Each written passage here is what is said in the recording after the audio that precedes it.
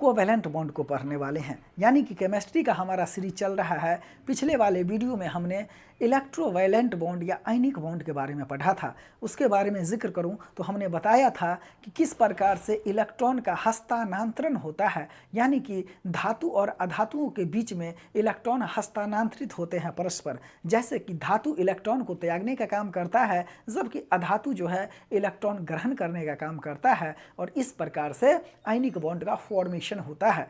आज हम पढ़ने वाले हैं कोवैलेंट बॉन्ड, यानी कि हम देखेंगे कि किस प्रकार से इलेक्ट्रॉन म्यूचुअल साझेदारी करता है, पारस्परिक रूप से साझेदारी करता है। यहाँ पे हम देखेंगे कि इलेक्ट्रॉन जो है सेम तत्व के साथ साझेदारी करता है या फिर विभिन्न तत्वों के साथ साझेदारी करता है। तो यही है हमारा covalent bond. Stay tuned, study it. आइए समझिए बात को। यह जो सहसंयोजन बंधन होता है, यहाँ पे इलेक्ट्रॉन की साझेदारी से इस प्रकार के बंधन का निर्माण होता है।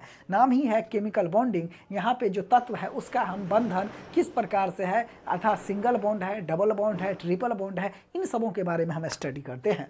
तो यह जो सहसंयोजन बंधन होता है, सह का मतलब होता है सब यानी कि बराबर, और संयोजन का मतलब होता है जुड़ाव। तो जहाँ पर इलेक्ट्रॉन की साझेदारी होता है उसको हम सहसंयोजन या कोवैलेंट बॉन्ड कहते हैं। कोवैलेंट बॉन्ड को हम दो भाग में बांट के पढ़ते हैं। एक को बोलते हैं पोलर कोवैलेंट बॉन्ड या ध्रुवीय सहसंयोजन बंधन, दूसरे को बोलते हैं नॉन पोलर कोवैलेंट बॉन्ड या अध्रुवीय सहसंयोजन बंधन। ध्रुवीय सहसंयोजन बंधन का अगर हम डिफरेंशन का बात करें तो जब दो तत्व है, दो तत्वों में क्या है तो इलेक्ट्रॉन है। जब इलेक्ट्रॉन कोई एक तत्व के प्रभाव में आ जाता है और वह इलेक्ट्रॉन बीच में ना होकर के ध्रुवों की ओर चला जाता है तो उसी को हम बोलते हैं ध्रुवीय सहसंयोजन बंधन। हमने क्या कहा, जब इलेक्ट्रॉन जो है बीच में नहीं रहेगा, तत्व के बीच में नहीं रहेगा, बल्कि कहाँ चला जाएगा, ध्रुव की ओर चला जाएगा, तो उसी को हम क्या बोलेंगे, उसी को हम बोलेंगे पोलर कोवैलेंट बॉन्ड। और यहाँ पे क्या हो जाएगा, इलेक्ट्रॉन जो है वह बीच में रहेगा। इलेक्ट्रॉन कहाँ रहेगा, बीच में रहेगा, तो इसी को हम बोलेंगे नॉन पोलर कोवैलेंट बॉन्ड। हमने क्या कहा, जब दो तत्व के आपस में जब इलेक्ट्रॉन होते हैं तो उसका इलेक्ट्रॉन बीच में ना होकर के किसी एक तत्व के प्रभाव में अर्थात वो ध्रुव की ओर चला जाता हो, उसको बोलेंगे ध्रुवीय यानी कि पोलर कोवैलेंट बॉन्ड। और ध्रुवीय में इलेक्ट्रॉन जब बीच में रहता है तो उसी को बोलेंगे non polar covalent bond. That means अध्रुवीय सहसंयोजन बंधन। समझिए, तो इस प्रकार से देखें, यह जो पोलर कोवैलेंट बॉन्ड होता है यह दो अलग अलग धातुओं के बीच में होता है। बहुत इंपॉर्टेंट बात है, यहीं पे क्वेश्चन पूछता है, याद रखिएगा। दो अलग अलग धातुओं के बीच में पोलर कोवैलेंट बॉन्ड का निर्माण होता है। सिंपल सी बात है, जब दो अलग अलग धातु होंगे तब ही वहाँ पे किसी एक तत्व के प्रभाव में जो है वह इलेक्ट्रॉन आएगा और ध्रुव की ओर जाएगा। डैट मीन्स ध्रुवीय सहसंयोजन बंधन का निर्माण करेगा। यहाँ पे एग्जाम्पल को ले लीजिए, HCl, एक तत्व है H और दूसरा है Cl। अब देखिए यहाँ पे तो हाइड्रोजन और क्लोरीन, देखिएगा यहाँ पे दोनों जब मिलता है तो H प्लस और Cl का निर्माण करता है, यानी कि HCl के निर्माण करता है। तो ये किस प्रकार के हैं, तो पोलर कोवैलेंट बॉन्ड का यहाँ पे निर्माण होता है। अगर हम नॉन पोलर का बात करें तो दो समान धातुओं के बीच में होता है, जैसे नाइट्रोजन के बीच में हो जाता है और N2 का निर्माण हो जाता है। इसके बारे में हमको डिटेल पढ़ना है और इस प्रकार से हम देखें तो नॉन पोलर कोवैलेंट बॉन्ड को तीन भाग में बांट के पढ़ना है। Single covalent bond, double covalent bond और ट्रिपल कोवैलेंट बॉन्ड। यहीं से क्वेश्चन भर भर के रहता है, इसको समझने का प्रयास कीजिए। सिंगल कोवैलेंट बॉन्ड क्या होता है, जैसे मान लेते हैं यह है क्लोरीन, ठीक, तो क्लोरीन है, तो क्लोरीन का जब एटॉमिक नंबर का हम बात करें तो ये कितना आ जाएगा, 17 आ जाएगा। कितना, 17। इलेक्ट्रॉनिक कन्फिग्रेशन का बात करें तो ये क्या आ जाएगा, 2 आ जाएगा, 8 आ जाएगा और 7 आ जाएगा, ठीक। अब देखिए 7 इलेक्ट्रॉन अर्थात बाहरी कक्षा में जो इलेक्ट्रॉन होता है वही क्या होता है, तो रासायनिक जो बंधन होता है उसमें भाग लेता है। तो बाहरी कक्षा में कितना इलेक्ट्रॉन है, 7 इलेक्ट्रॉन है। अब देखिए 1 electron, 2 electron, 3 electron, 4 electron, 5 electron, 6 electron और ये 7 इलेक्ट्रॉन।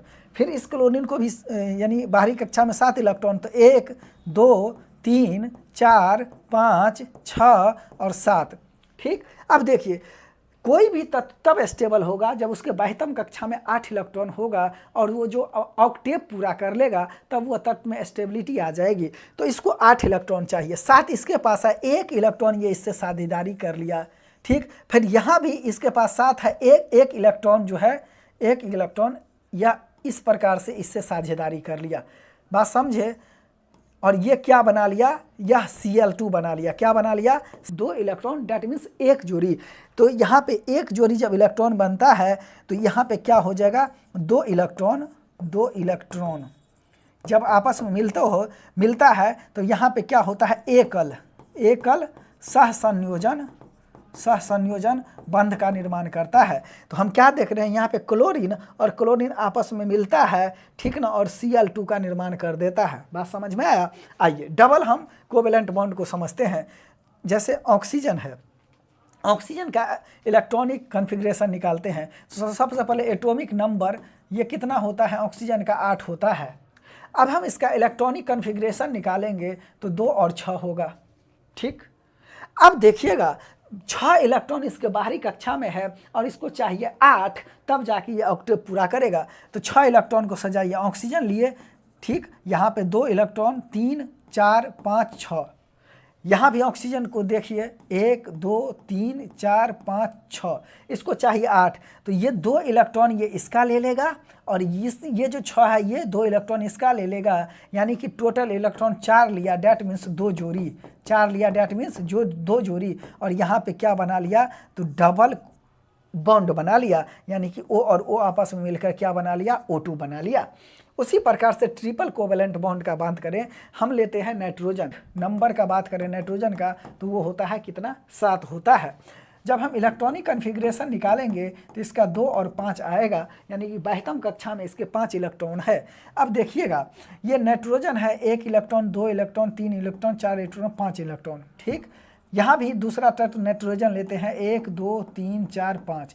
अब देखिए 5 इसके पास पहले से है, इसको कितना और चाहिए, 3 और चाहिए, तो ये स्टेबल हो जाएगा। तो इससे ये 3 ले लेगा और यहाँ भी जो है 5, इससे भी ये 3 ले लेगा, अर्थात आपस में म्यूचुअल शेयरिंग ऑफ इलेक्ट्रॉन्स होता है। और इस प्रकार से देखें तो 3A और 3 ये टोटल कितना हो गया, 6 इलेक्ट्रॉन, और जोड़ी में कहे तो 3 जोड़ी।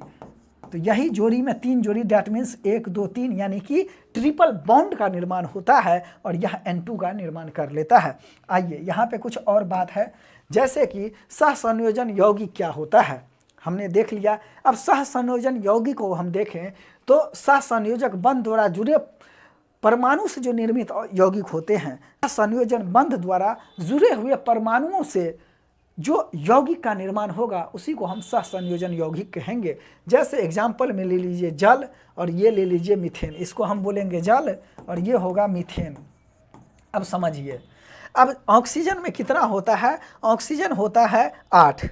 ऑक्सीजन का इलेक्ट्रॉनिक कन्फिग्रेशन निकालेंगे तो 2 और 6, ये हो जाएगा 8। अच्छा, ये हो गया ऑक्सीजन।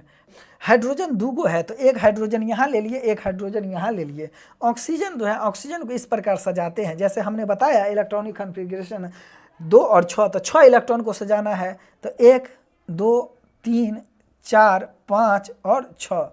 अब ये हम क्रॉस के रूप में 1 इलेक्ट्रॉन को सजा लिया ऑक्सीजन वाला। अब इसको हम डॉट के रूप में भी सजा सकते हैं, वो अपने मानने पर है, किसी भी प्रकार से सजा लीजिए, बस ये है कि समझ में आना चाहिए बात। अब देखिए 6 इसके पास है और हाइड्रोजन 1 और हाइड्रोजन 1, 2 हाइड्रोजन के पास हो गया, यानी 1 और 1। तो इस प्रकार से देखें तो ये अपना ऑक्टेव पूरा कर लेता है। उसी प्रकार से मीथेन देखें, CH4, तो कार्बन का कितना होता है, एटॉमिक नंबर 6, और यहाँ पे इलेक्ट्रॉनिक कन्फिग्रेशन निकालें तो 2 और 4, यानी कि बाह्यतम कक्षा में इसके कितने हैं, 4 इलेक्ट्रॉन है। और हाइड्रोजन यहाँ पे कितना है, 4 है। हाइड्रोजन कितना है, 4 है, तो H4 है। तो इसको हमको सजाना है तो कार्बन यहाँ पे ले लिए, इसमें 1 2 3 4 इलेक्ट्रॉन यहाँ हो गया, 1 इलेक्ट्रॉन 1 2 3 और 4 इलेक्ट्रॉन हाइड्रोजन के पास हो गया। अब ये आपस में क्या करेगा, ये सभी के सभी मिल करके क्या करेगा, तो ये बॉन्ड बना लेगा, यानी कि ये स्टेबल हो जाएगा। कार्बन क्या हो जाएगा, यहाँ पे स्टेबल हो जाएगा और CH4 का यहाँ पे निर्माण हो जाएगा। और कौन सा यौगिक बना लेगा, तो यह बना लेगा CH4, डेट मीन्स मीथेन का निर्माण कर लेगा। तो यही है कोवैलेंट कंपाउंड, यानी कि एक हमने जल का उदाहरण लिया, दूसरा हमने मीथेन का उदाहरण लिया। डिफिनेशन क्या कहता है, सह संयोजक बंधन द्वारा जुड़े हुए परमाणुओं से निर्मित यौगिक को हम क्या बोलेंगे, तो सह संयोजक यौगिक बोलेंगे। आइए बेसिक बात कुछ और यहाँ पे लिखा है, जैसे सिग्मा बॉन्ड और पाई बॉन्ड, ये BPSC का पूछा हुआ क्वेश्चन है। लास्ट ईयर का आप जब क्वेश्चन बनाइएगा तो यहाँ पे पूछा है, एग्जाम्पल में वहाँ पे बेंजीन लिया था, बेंजीन में कितना सिग्मा और कितना पाई बॉन्ड होता है। तो देखिए सिग्मा बॉन्ड किसको कहते हैं, जब दो तत्व एक दूसरे से आमने सामने ओवरलैप करता है तब वहाँ पे क्या होता है, सिग्मा बॉन्ड का निर्माण होता है। जैसे एक तत्व है यहाँ, एक तत्व है यहाँ, जब सामने सामने यहाँ पे ओवरलैप करेगा तो इस प्रकार का जो होगा वह क्या होगा, सिग्मा बॉन्ड का फॉर्मेशन होगा। इसको हम क्या बोलेंगे, सिग्मा बोलेंगे।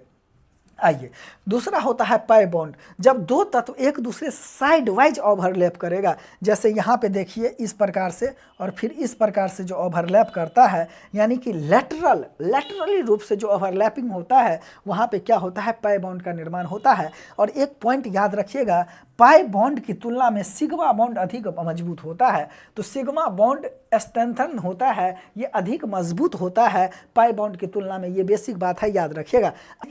सिंगल बॉन्ड में केवल सिग्मा, डबल बॉन्ड में एक सिग्मा और एक पाई, ठीक। और ट्रिपल बॉन्ड में, जब हम ट्रिपल बॉन्ड का बात करते हैं तो एक सिग्मा और 2 पाई, ये याद रखिएगा। यानी कि single bond sigma, double bond एक सिग्मा एक पाई और ट्रिपल बॉन्ड एक सिग्मा 2 पाई। यहाँ पे वनली सिग्मा 1 and 1, एक सिग्मा एक पाई, और ट्रिपल बॉन्ड में यहाँ पे 1 and 2, ये 2 क्या है, 2 पाई, एक सिग्मा एंड 2 पाई, एक सिग्मा एंड 1 पाई। इस बात को याद रखिएगा। ये हो गया सिंगल बॉन्ड, ये हो जाएगा डबल बॉन्ड और ये हो जाएगा ट्रिपल। चलिए ये बेसिक बात था। तो सिंगल बॉन्ड में केवल एक सिग्मा, डबल बॉन्ड में एक सिग्मा एक पाई, ट्रिपल बॉन्ड में एक सिग्मा और 2 पाई बंद होता है। में हम लेते हैं बेंजीन।